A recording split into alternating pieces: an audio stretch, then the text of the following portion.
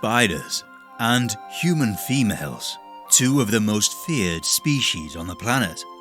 One poisonous and capable of striking terror with every movement, and every glimpse you catch of them in the corners of your home, waiting for their next move.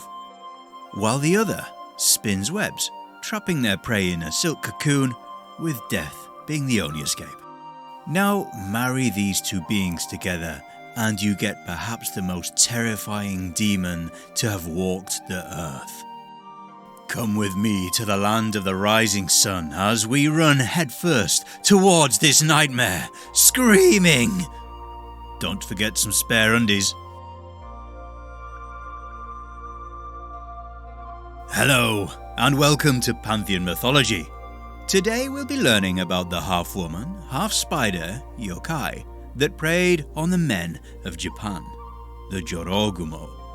If you don't like spider imagery, then look away and let your ears do the watching. Alright? Good. Let's go.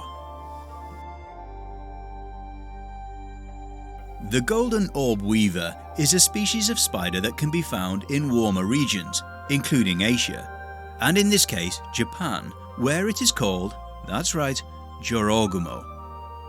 This arachnid, well, the female side, has the capability to grow up to the size of 2.5 centimeters in terms of body length and can create webs large enough to stretch between two trees, which can lead to the dreaded web face if you're unfortunate enough to be navigating through these trees at the time.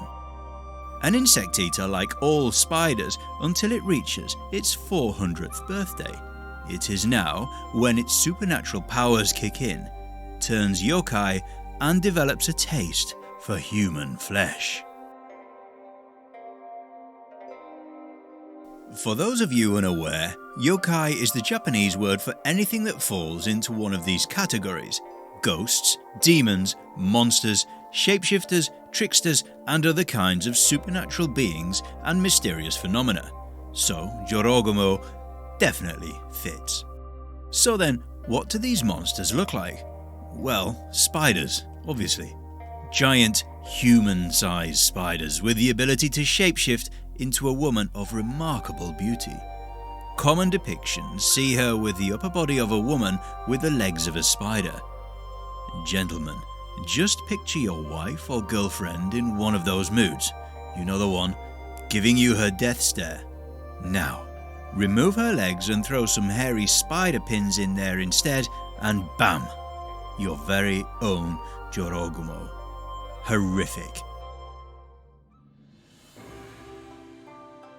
The ultimate predator, Jorogumo live alone in caves, forests, or empty houses. Intelligent and cold-hearted, they use their shape-shifting abilities to lure and seduce young men with the promises of affection and fun times.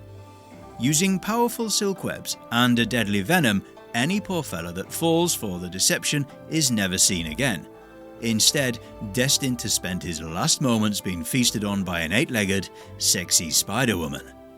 And not the good kind of being feasted on. Tales of the Jorogumo have been around for centuries, with the first recording coming from the Tonoigusa by Ogita Ansai, which describes a young samurai who encounters a beautiful young woman around 19 or 20 years of age. In her arms she carries a child, and pointing at the samurai tells the child, "Him there, surely he is your father.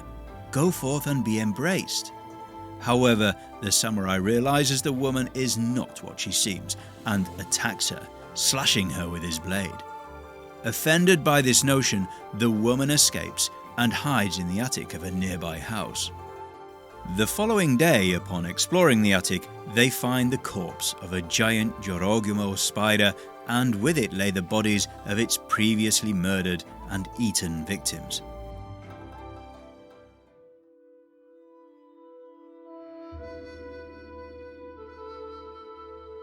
Of all the stories, however, the most well-known is perhaps that of the Joron Falls of Izu. Our story begins with a man resting beside the waterfall basin. While chilling, he feels a web attach itself to his leg, and thinking nothing of it, he transfers the web to a tree stump. which gets dragged into the falls instead of him, with ferocious force. What a lucky escape. Word of this spread to the local village and its residents, who dared not venture close to the falls anymore. However, a woodcutter who was unaware one day tried to cut trees in the area. Clearly lacking grip strength, he clumsily dropped his axe into the pool below the falls, and when he tried to retrieve it, a woman appeared and gave it back to him, telling him he must never tell anyone about what he saw. Unfortunately, he soon forgot her words, and one day, after drinking too much, he spoke of the incident while at a banquet. After falling asleep that night, his body was pulled outside by an almost invisible string.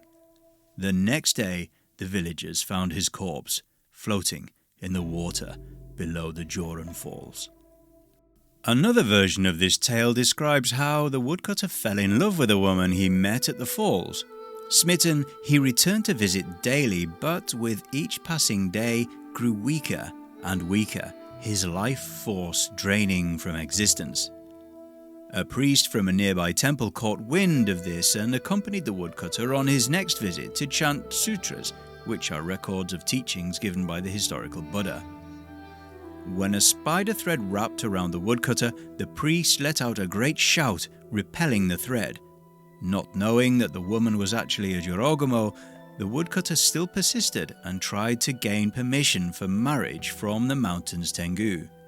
When the Tengu denied him, the woodcutter ran towards the waterfall, where he was entangled by spider threads and disappeared into the water. How romantic. Japanese mythology is rich, diverse, and outright incredible in my opinion, with yokai being such an important aspect of all things supernatural. The Jorogumo then are just a small part of the wider umbrella of inhuman entities, but extremely fascinating nonetheless. What are your thoughts on these seductive spider ladies then? And how would you rank them compared to other creatures of terror? If you enjoyed this video, please leave a like, as it really helps the channel, and subscribe if you're new here. Also, why not check out our clothing brand, Pantheon Apparel? You'll find clothing inspired by all things mythology, and of course, the star of today's video. We ship worldwide and are rated excellent on Trustpilot. You'll find a link in the description below. Tap on the video on the left here to watch a video that YouTube has chosen for you, and on the right here is our binge playlist, if you fancy a binge. But most important of all, thanks for watching, and see you on the next one.